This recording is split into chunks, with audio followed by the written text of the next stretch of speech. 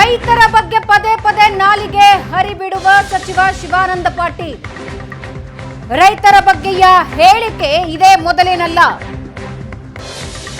ಸೆಪ್ಟೆಂಬರ್ನಲ್ಲೂ ರೈತರ ಆತ್ಮಹತ್ಯೆ ಬಗ್ಗೆ ಹಗುರವಾಗಿ ಮಾತಾಡಿದ್ರು. ಪರಿಹಾರಕ್ಕಾಗಿ ರೈತರ ಆತ್ಮಹತ್ಯೆ ಮಾಡಿಕೊಳ್ತಾರೆ ಅಂದಿದ್ರು. ಬರಗಾಲದ ಬಗ್ಗೆ ಸಚಿವರ ಮಾತಿದು. ರೈತರು ಬರಗಾಲಕ್ಕಾಗಿ ನಿರೀಕ್ಷೆಯಲ್ಲಿರ್ತಾರೆ ಅಂದಿದ್ದಾರೆ. ಬರಗಾಲ ಬಂದ್ರೆ ಕರೆಂಟು, ನೀರು, ಗೊಬ್ಬರ ಫ್ರೀಯಾಗಿ ಸಿಗುತ್ತೆ ಅಂತ ಕಾಯ್ತಾರೆ. ರೈತರ ಪರಿಸ್ಥಿತಿ ಬಗ್ಗೆ ಕ್ಷುಲ್ಲಕವಾಗಿ ಮಾತಾಡಿದ್ದಾರೆ ಸಚಿವ ಶಿವಾನಂದ ಪಾಟೀಲ್. ಹಾಗಾದ್ರೆ ಸೆಪ್ಟೆಂಬರ್ನಲ್ಲಿ ಏನ್ ಹೇಳಿದ್ರು, ಈಗ ಏನ್ ಹೇಳಿದ್ದಾರೆ ಕೇಳಿಸ್ಕೊಳ್ಳಿ. ನಾನು ಕಂಪ್ಲೇಂಟ್ ಕೊಡೋ ನಾನು ಆತ್ಮಹತ್ಯೆ ಅಂತ ಹೇಳಿ ಕೊಟ್ಟಾಗೆ ನನಗೆ ಪರಿಹಾರ ಸಿಗ್ತದೆ ಅನ್ನೋ ಒಂದು ದುರಾಸೆ ನನ್ನ ಮನಸ್ಸಿನಲ್ಲಿರುತ್ತೆ. ವೀರೇಶ್ ಕಮಿಟಿ ವರದಿ ಬರೋಕ್ಕಿಂತಲೂ ಪೂರ್ವದಲ್ಲಿ ಆತ್ಮಹತ್ಯೆ ಕಡಿಮೆ. ಏನು ನಾವು 5 ಲಕ್ಷ ರೂಪಾಯಿ ಪರಿಹಾರ ಕೊಡಲಿಕ್ಕೆ ಪ್ರಾರಂಭ ಮಾಡಿದ್ವಿ 2015 ನಂತರ, ಅವತ್ತಿನಿಂದ ರಿಪೋರ್ಟ್ ಆಗೋದು ಜಾಸ್ತಿ ಆಗ್ತಾ ಇದೆ.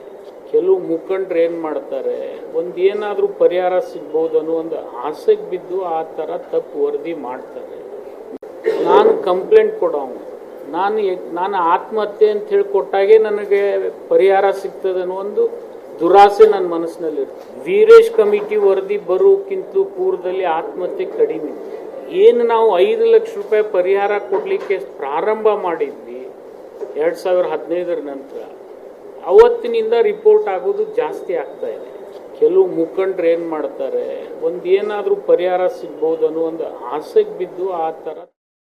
ಕೃಷ್ಣಾ ನದಿ ನೀರು ಪುಕ್ಕಟ್ಟದ, ಕರೆಂಟು ಪುಕ್ಕಟ್ಟದ, ಮತ್ತು ಬಹಳಷ್ಟು ಮುಖ್ಯಮಂತ್ರಿಗಳು ಬೀಜಾನು ಕೊಟ್ಟರು, ಗೊಬ್ಬರನೂ ಕೊಟ್ಟರು. ಇನ್ನು ರೈತರಿಗೆ ಏನಪ್ಪ ಅಂತಂದ್ರೆ ಒಂದೇ ಆಸೆ ಇರ್ತದೆ, ಮ್ಯಾಗ ಬರಗಾಲ ಬೀಳಲಿ ಅಂತೇಳಿ. ಯಾಕಂದ್ರೆ ಸಾಲ ಮನ್ನಾ ಆಗ್ತದೆ. ಹಂಗೆ ಬಯಸ್ಬಾರ್ದು. ಅದ್ರಾಗೇನು ನೀವು ಬ್ಯಾಡ ಅಂದ್ರೆ 3-4 ವರ್ಷಕ್ಕೆ ಒಂದು ಸರ್ತಿ ಬಂದೇ ಬರ್ತದೆ.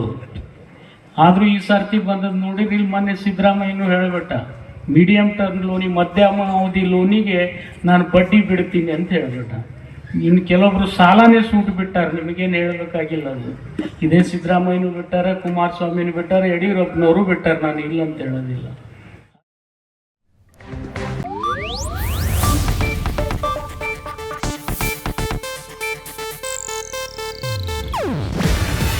ಇದು ಏಷ್ಯಾನೆಟ್ ನ್ಯೂಸ್ ನೆಟ್ವರ್ಕ್ ಪ್ರಸ್ತುತಿ.